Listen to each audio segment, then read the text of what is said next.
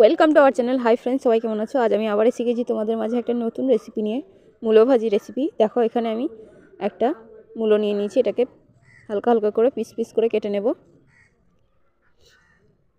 তোমাদেরকে কিছু কথা বলে নিই, যারা আমার চ্যানেলে নতুন আছে তারা অবশ্যই আমার চ্যানেলটাকে সাবস্ক্রাইব করে পাশে থাকা বেল আইকনটা প্রেস করে দেবে। আর যারা আমার সাবস্ক্রাইবার আছো তারা অবশ্যই লাইক কমেন্ট শেয়ার করবে।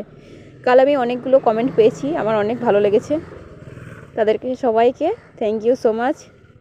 এবার দেখো আমি মূলোটাকে একটা পাত্রে নিয়ে নিয়েছি, এখানে আমি লবণ দিয়ে দিলাম পরিমাণ মতো, লঙ্কা গুঁড়ো নিয়েছি 1 চামচ মতো, হলুদের গুঁড়ো 1 চামচ মতো। এবার আমি ভালো করে এটাকে মিক্স করে নিচ্ছি।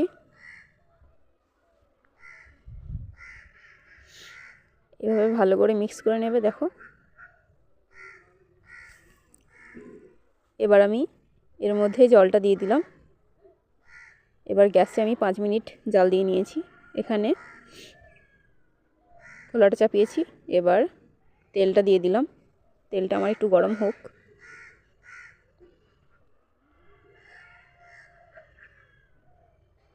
এবার আমি এখানে সামান্য পরিমাণে গোটা জিরে দিয়ে দিলাম।